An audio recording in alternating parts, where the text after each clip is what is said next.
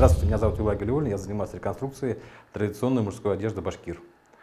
Дело в том, что мужская одежда башкир у нас представлена телевидением. Такой дядька, который в черных узких штанах, в белой рубашке, в лисьей шапке обязательно и наброшенный халат с кускарами. Он такой выходит и играет на курае. Вот такой образ у нас представлен экраном и сценой. На самом деле такого образа не было, это образ сценический, он выдуманный. Мы занимаемся реконструкцией того, что было на самом деле. Каким образом? Для нас очень много литературы, это Кузеева, Шитовой, по книгам Шитовой и Кузеева. Кроме этого, очень много гравюр художников Орловского, Верещагина и зарубежных художников. Дело в том, что башкиры, будучи в военном сословии, участвовали в военных походах русской армии, заграничные военные походы были в Германии, Франции, Польше и так далее. И художники того времени, не имея фотоаппаратов, зарисовывали, быстро-быстро делали наброски и зарисовывали башкир, как они были, какие они есть. И таким образом мы, изучая вот эти гравюры, воссоздаем одежду и колорит, традиционную одежду, которая была присуща башкирам того времени. Дело в том, что вот эта традиционная одежда, она обусловлено тем, что существующий быт диктовал условия. То есть, например, человек одевал елян. Елян вообще исходит от слова ель, ветер. То есть, чтобы укутаться от ветра и передвигаясь на коне не замерзнуть, шили такой вот халат, который состоял из сукна, был очень плотный и спасал от ветра. Естественно, не было ателье, которые бы шили под заказ такие вещи.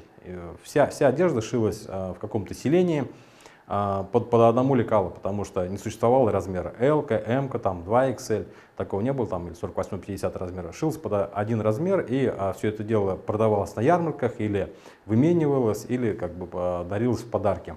Поэтому одежду, там, если, например, как бы одевали на вырост, покупали мальчонки, и он уже вырастая, как бы доходил до нужных размеров. Притом одежду носили одновременно сразу 2-3 пары одежды носили на себе. То есть снизу одевался сакмян, потом кафтан и сверху там елян или какой-то тулуп.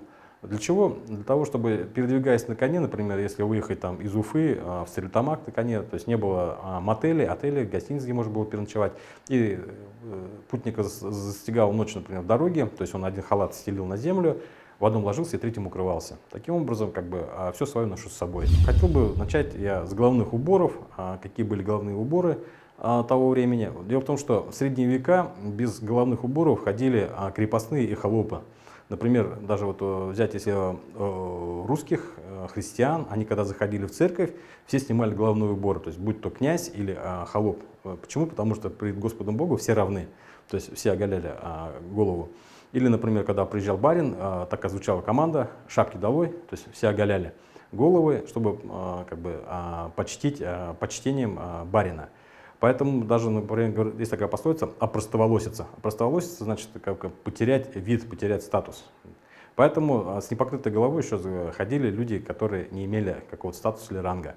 Вот. В отличие, например, башкиры, будучи вотчинниками, Асаба Башкорттар, владея своей землей, как бы старались, это был, в принципе, единственный народ, помещик, они старались подчеркнуть этот свой статус.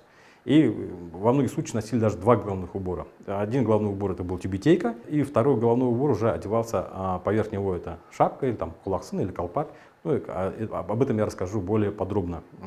Башкиры голову брили наголо, чтобы было гигиенично, и носили такие тюбетейки, которые были более такой юртообразной формы. К сожалению, сегодня таких тюбетеек у нас в продаже пока нету на данный момент. То есть очень много привозят тюбетеек, которые пришли нам из Закавказья, из Средней Азии, из Египта, из арабских стран, из Турции, там, уйгурские тюбетейки.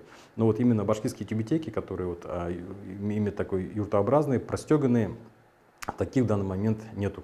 Ну, мы это дело будем восполнять и реконструировать. Дело в том, что вот эта тюбетейка простеганная, это было использовалось тоже как подшлемник. То есть сверх него одевали шлем, боевой шлем, который смягчал удары. Поэтому такая, можно сказать, тюбетейка воина. Вот. И такие тюбетейки разновидности можно наблюдать в книге Кузеева. Там много родов, башкирских родов, которые именно в таких вот и в тюбетейках простеганных присутствуют. Та шапка с лисьим хвостом, которую нам диктуют с телевизора, таких шапок не существовало. Это, в принципе, выдумка Фази Гаскарова, который в 1933 году придумал ее для динамики танца. То есть танцор, который танцует на сцене, за ним вот это два хвоста, это как шлейф от истребителя, показывает динамика танца. Опираясь на гравюры, я расскажу про шапки. Вот первая шапка — это бурык. Изготовлена она была из волка, шилась из бараньего меха, из барсука. Самая дорогая шапка была из шкуры рыси. По воспоминаниям Лепехина, такая шапка доходила по стоимости до 25 коней. Вот. Шапка носилась таким образом, то есть если была зима, то есть ее так опускали здесь, ворот, или буран, то есть тоже опускали, ну, носили вот таким образом. Шапка обязательно носилась тюбетейка. Под высокий головной убор надевали шлем, поэтому обусловлен такой высотой. То есть, например, вот в книге Степана Злобина «Слават Юлаев» есть такой момент. Слават Юлаев штурмует Оренбург, крепость, и ему по голове ударяет саблей. И спасает его то, что у него под шапкой был шлем, который спас его от смерти. Разновидности тюбетейки, они были вот такие вот юртообразные, то есть могли быть черные, и обязательно были без орнамента. То есть орнамент украшали уже более пожилые люди, старики, то есть могли нашить ракушки каури или какие-то там бусинки. То есть молодые люди же, те, кто принадлежал воинскому сословию, такие бусинки не носили, потому что это была как бы камушек, который под шлемом мог нанести травму. Были еще шапки, называются кулаксын, от слова, башкирского слова кулак. Кулак — это ухо, такая веслоухая шапка. У других народов, например, у казахов, кыргызов, она называется тумак. Тоже это меховая шапка, сверху покрытая сукном, это обязательно. Носили, такая более степная шапка, носили ее в буран, завязывали, если было жарко, ее одевали. То есть она сзади вот так вот закрывает спину очень хорошо. Все головные уборы украшались металлизированным галуном, который держал форму, в принципе, мог спасти от каких-то сабельных ударов скользящих. Вот. Существовали еще у башкир колпаки. То есть многие говорят, что колпаки существовали только у киргизов, казахов, ничего подобного. Колпаки были у башкир, вот именно такой формы. Тоже носился вот такой вот колпак. То есть в основном носили, чтобы показать статус, это старшины, кантонные начальники, в дальнейшем уже казаки, урядники. Вот такие казачьи колпаки уже носили казаки, которые несли воинскую службу, то есть из войлока белого, оторочены красным кантом. Так как башкиры были вотчинниками, были так называемыми помещиками, они старались всячески подчеркнуть именно посредством головных уборов. То есть вот были такие ситуации, что из-за холма появляется сперва головной убор, колпак, а потом уже появляется сам конник. То есть, например, носили такие шапки, то есть по описанию они могли доходить до метра высотой. То есть для чего это было? То, что вот он ехал и показывал, что вот я помещик, я вотчинник, это моя земля, я здесь хозяин. Не скрываясь, он как бы вот это дело подчеркивал.